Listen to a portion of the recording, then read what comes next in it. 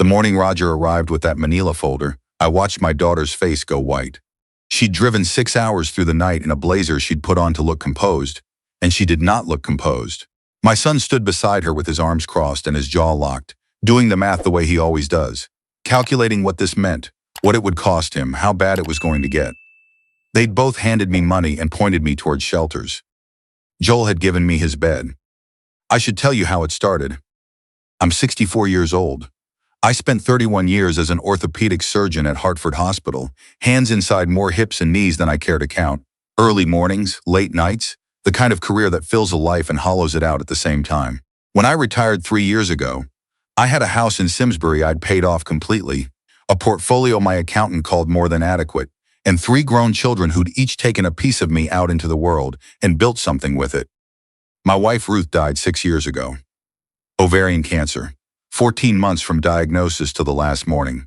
She was the kind of woman who could sit across from you at the kitchen table and make you feel like the most important thing in the world. And when she left, the house got very quiet and stayed that way. I still set 2 coffee cups out some mornings. Old habit, I'd catch myself and put one back. It was a Thursday evening in January when my daughter called. She didn't ask how I was doing. She got through hello and a sentence about the weather, before she said she had something important to discuss. She had an opportunity to expand her cosmetic dermatology practice. A second location, more equipment, a name above a second door. She'd already spoken with investors. She just needed a personal contribution to show good faith. She was thinking around $180,000. I asked how business was going first. She said, good, great actually, really positioned for growth. I asked if she wanted to come out to Connecticut for a weekend sometime, the way we used to. She said things were crazy right now, maybe in the spring. I told her I'd think about it. 35 minutes later, my son Carter called from Atlanta. He had a land deal in Buckhead that needed to close fast. Strong projections. If he didn't get in early, someone else would. He needed $250,000. An investment, not a gift. He'd pay me back with interest. He asked me to think about wiring it before the weekend. I asked if Gina and the kids were doing well. He said, fine, busy, everyone's busy. I told him I'd get back to him. I sat at my kitchen table with my hands around a cold cup of coffee, and I looked around at the house. The framed photos Ruth had chosen. The window above the sink where the light comes in strange in winter. The chair at the far end of the table where she used to sit and read while I cooked. I thought about what kind of man my children believed I was, whether that was the same man I'd tried to be. Then Joel called. He called just to call. He asked if I was all right, said he'd been thinking about me since the weather had turned bad, wanted to know if the old furnace was still giving me trouble. He asked if I was eating real food or living on diner coffee and toast like I sometimes did. He'd been helping a neighbor clean out a garage and found an old photo of the 2 of us fishing, 20 years ago, maybe more, and he'd mailed it. Hadn't I gotten it yet? I hadn't checked the mail in 3 days. He didn't ask for anything. He didn't mention money or investments or opportunities closing fast. He just talked to me the way a son talks to his father when the only agenda is being there. When we hung up, I sat with my hands still on the phone for a long time. Then I called Roger. Roger Whitby has been my attorney for 17 years. Careful, methodical, the kind of man who needs to understand why before he agrees to anything. When I told him what I wanted to do, there was a long silence. You want to fake being destitute, he said. I want to know who they are, I said, when I have nothing to offer them. He tried to talk me out of it. He listed the risks, the cold, my age, my blood pressure. I let him list them. Then I told him I needed a 3-day window, a secondary cell phone, and a security detail to keep their distance. He wrote it all down. That night I stood in my bedroom and dismantled 64 years of being Dr. Martin Doyle. I pulled on clothes I'd bought from a thrift shop on a back road.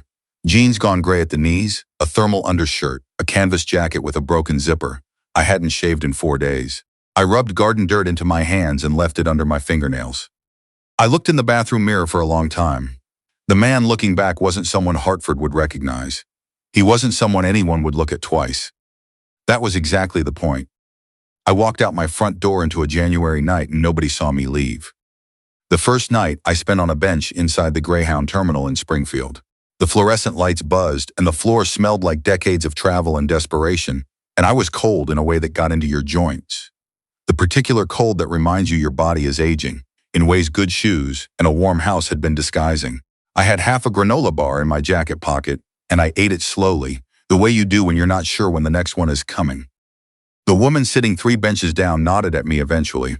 She was somewhere in her mid-50s but looked older. Layers of mismatched clothes. A shopping bag in her lap she held like it was something precious. Her name was Blanche. She'd been on the streets for 8 months. She'd had a real house, a mortgage she'd been paying for 11 years, and then the hospital bills started after a hip replacement, and then an infection, and then a second surgery, and by the time she came up for air the bank had done what banks do. Her son lived in Phoenix. He sent money when she texted but hadn't answered a call in 4 months. She offered me crackers from a sleeve she'd been keeping in her coat pocket. I took 2. They were stale, and they were the most honest thing I ate all week. "You get used to people not seeing you," she said, not unkindly. "Takes a little while, but you do." I didn't sleep that night. By morning, I already knew what I was going to do. I took a bus to Los Angeles. I hadn't told my daughter I was coming. Her neighborhood is the kind where the hedges are perfectly shaped and the sprinklers run on a timer, and every car in every driveway costs more than some people earn in a year. I'd visited twice since she moved in. The house was beautiful in the way expensive things are, impressive before it's welcoming. I walked up the driveway in my canvas jacket with 3 days of grime on my hands and rang the bell. She answered. Looked at me the way you look at something you're not certain is real. I told her I'd lost everything. The retirement funds had been mismanaged. The house was being assessed by the bank. I had nowhere to go. She stepped out onto the porch instead of opening the door wider. I noticed that. She stepped out, not in. A small thing that said everything. She said she was so sorry. This was terrible. She didn't understand how it could have happened. She said her husband had a client dinner at 7. Partners you don't cancel on. She said the guest room was being repainted. She said she could call around. There were good places nearby. She pulled $80 from her wallet and pressed it into my hand without making eye contact. Get a room somewhere decent, she said. We'll figure this out next week when things calm down. The door closed. I heard the deadbolt turn. I stood on her porch steps in the California sun and thought about the night she was 7 years old, fever of 103, and I sat on the floor outside her bedroom door until morning because I wanted to hear if she woke up. My son Carter lives in a high-rise in Buckhead, the kind of building with a doorman and a lobby full of marble and an elevator that opens right into a foyer that costs more per square foot than most houses. I got as far as the lobby before Carter appeared. He looked at me the way someone looks at a spreadsheet that doesn't balance. We stood in the lobby. He never suggested going upstairs.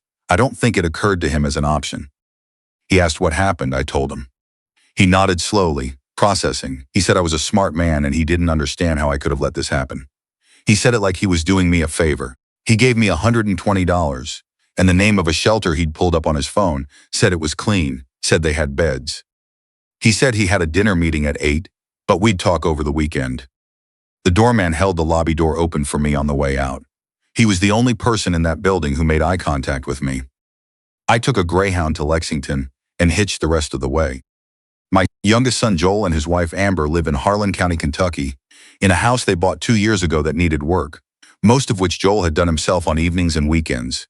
The neighborhood is quiet the way rural places are quiet. Trees, distance, a dog somewhere, a truck going by every half hour. When I walked up the road in the late afternoon, I could see Joel's old pickup in the gravel drive with the hood up. He was bent over the engine in his coat, flashlight in one hand, cursing softly under his breath at something that wasn't cooperating. He heard me before he saw me, turned around. He went still for 1 second. Then he moved. He didn't say my name first. He said, "Dad, are you hurt?" And he was already walking toward me when he said it. He took my arm the way you take someone's arm when you're genuinely afraid they might fall. I told him I was okay, that it had been a hard few days. He said, "Come inside. Come on, it's freezing." Amber was in the kitchen when we came through the door. She was still in her work clothes. She runs the cafeteria at the elementary school in town, and she still had her apron half off when she looked up and saw me. She didn't ask questions. She pulled a chair out and said, "Sit down, honey," like I was someone she'd been expecting. Like, of course you're here. What else would you do when you had nowhere to go except come here? She made soup from what was in the refrigerator. She put clean towels on the bathroom counter without being asked. She told Joel to get the extra blankets from the hall closet, and she said it like a woman who has thought about other people's comfort so many times it has become reflex. Joel gave me their bedroom. I told him I couldn't take their bed. He said you can and you will, and that was the whole conversation. I lay in their bed that night in clean clothes that smelled like laundry detergent, and I was warm for the first time in 3 days. Not just in my body, something else that's harder to name. I couldn't sleep.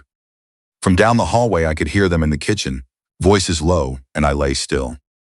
Amber spoke first. She said she hadn't wanted to say anything yet, hadn't wanted to worry anyone, but she was almost 4 months along.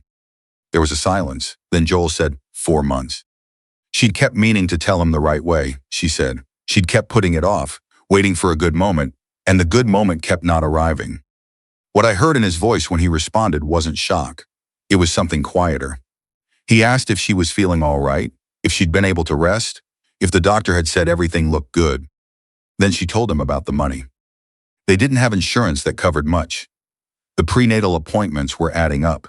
She'd already skipped 2 because they couldn't manage it that month, carrying this quietly for weeks, not wanting to pile it onto him while he was already working 2 jobs to keep them ahead.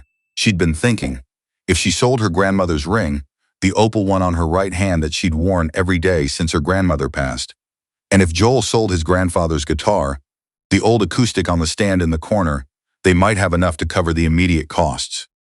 Joel said, "We're not selling the guitar." She said his name, just his name, the way a person says a name when they need someone to hear them. He was quiet for a moment. I could hear something shifting, a chair or the sound of him standing or sitting back down. Then he said, "Okay, yeah, if that's what it takes." "It's just a guitar," she said. "It's not just a guitar," he said, "but it matters less than a baby, and it matters less than my father sleeping in our room because he had nowhere else to go. So, okay." I pressed my hand over my mouth in the dark of their bedroom. She said, "We did the right thing bringing him inside." He said, "There wasn't another option." She said quietly, "There's always another option. People take it all the time." I don't know how long I lay there after their voices stopped. Long enough for the house to settle and the night to get very still. I thought about Ruth. I thought about what she would have said about the last 3 days. I thought she would have cried, not from sadness but from recognition, the way you cry when you finally see something you should have seen years ago. I made myself a promise in the dark. I called Roger at 6 in the morning, before anyone else was up. He arrived at 9 with 2 vehicles, his associate, and a folder I'd asked him to prepare. Diana came 40 minutes after that. She'd been calling my phone in a panic since the night before, had flown standby, driven the last 2 hours before dawn in a rental car, still in the blazer she'd put on to look like she had things under control. Carter pulled up right behind her. He'd driven through the night from Atlanta, still in yesterday's shirt. They stood in Joel and Amber's small living room in their good coats, and they looked very out of place. Joel put a pot of coffee on. He did it without a word, without comment on how strange any of this was. There were people in his house and people needed coffee. I stood in the middle of the room and looked at my 3 children. 8 months ago, I said, I sold my interest in the Hartford Orthopedic Group to a private equity firm, $4.2 million. The papers were signed in September. I'm not broke. I was never broke. I own this house now. I looked at Joel and everything in it. The room went quiet the way rooms go quiet when something permanent has been said.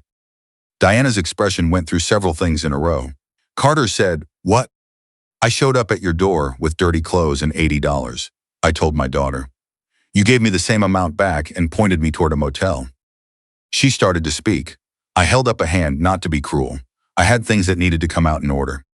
"You gave me $120 and a shelter's name," I told my son.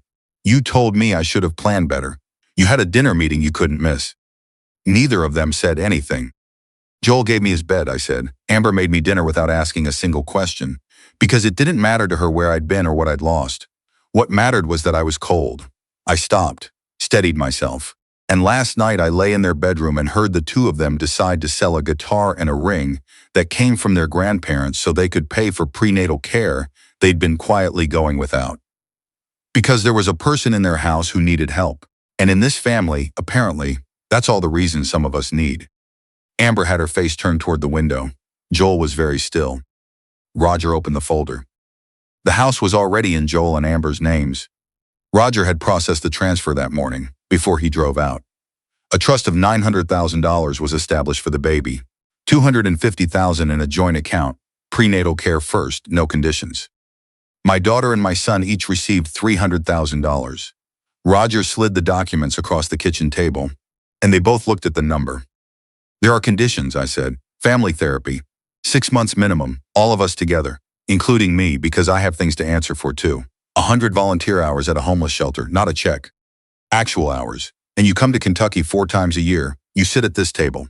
You eat dinner with your brother. Carter said, Dad, that's non-negotiable. My daughter asked, quietly, whether those were the only options. If you say no, I said, your $300,000 goes into the baby's trust, and I'll spend the rest of my life making sure Joel and Amber never have to worry, and I'll be at peace with it. They didn't say no. The guitar on the stand in the corner, Joel hadn't sold it yet, was still steeling himself for it. I asked Roger to write a check directly to the music shop in Harlan that had the acoustic Joel had been looking at for 2 years. The one he'd shown me a photo of 3 Christmases ago with the particular expression of a man who knows he'll never buy it for himself. It would be there by Tuesday. Amber's grandmother's ring, she hadn't sold that yet either, was still working up to it. I asked if I could take it to the jeweler in town and have a proper setting put on it, the kind her grandmother deserved. She looked at me for a long moment, and then she nodded without speaking, and I understood that to be one of the most generous things anyone had ever offered me. 2 weeks later, I went back to Springfield. I went to the Greyhound terminal on a Tuesday morning and sat on the same bench. Blanche wasn't there. I asked the woman at the coffee counter, and she pointed me 3 blocks east. I found Blanche at the back of a soup kitchen, eating alone with her coat still on. She looked up when I sat down across from her and didn't recognize me right away. I was clean again, wearing a normal jacket, and I looked like myself. I told her who I was. She was quiet for a while. Then she said, "The new guy." "The new guy," I said. I told her about a rental property I'd recently acquired in Springfield, a 2-bedroom that needed some work but was livable. I told her about a medical practice I'd contacted that needed a front desk coordinator, training provided, no prior experience required. I told her neither of these things was charity. The rent was nominal and she could pay it back whenever she was able, and if she never was, that was all right too. She looked at me for a long time. "Why?" she said. "Because you gave me your crackers in January when you didn't have to." She looked down at her tray. They were stale. "I know," I said. "Best thing I ate all week." It's been 2 years now. I'm writing this from Joel and Amber's kitchen table, the one where Roger laid out those documents. Outside the window, the Kentucky hills are going green again after a long winter, and I can hear the baby in the other room. They named her Eva. She's 14 months old and she has Joel's serious eyes and Amber's laugh, which is the best combination I can think of. She calls me Pa, and she means it, and every time I hear it, something in me that was wound very tight for a long time loosens just a little more. My daughter comes now. She drove out unannounced last October and sat at this table for 4 hours and didn't say a word about money. She held Eve on her lap and looked out at the hills and said very quietly, "I didn't know he was this." She meant Joel, the way he is, the way they live. My son Carter brought his children out in the spring. His daughter, who just turned 8, followed Joel around the yard for the whole afternoon while he showed her how the garden worked, how to tell when a board needs replacing, how to hold a hammer. Carter sat on the porch steps and watched them and didn't check his phone once. That's the thing I keep coming back to. He didn't check his phone once. We do therapy every other week, all 5 of us together. It's hard. That's the honest word for it. We've said things that needed to be said and sat with things that needed to be sat with. Some sessions are better than others, but the direction is forward, and we keep going. Blanche got stable by September. She sent me a card at Christmas with a $10 bill folded inside. She'd written, "First paycheck I spent on something for myself. This belongs to you." I framed the card. The $10 is still inside it. I made mistakes for a long time. I worked so hard at providing that I forgot to be present. I built a safe life for my children. And somewhere along the way, some of them learned to measure safety in dollars, because that was the language I was most fluent in. That's not an excuse. It's a fact about what happened, and what happened can be answered for, even late, even when you're 64, and standing in a bus terminal in a dirty jacket, wondering who your children really are. Joel never asked me why I did it. I think he already knew. I think he suspected from that first night and loved me too much to say anything that would have made me feel ashamed. The new guitar sits in the corner of the living room now, and some evenings after Eva is down and Amber has her feet up and the house is quiet, Joel plays. Nothing complicated, just chords. Music that isn't trying to be anything other than what it is. I sit in the chair by the window and I listen, and for the first time in a very long time, I am exactly where I am supposed to be.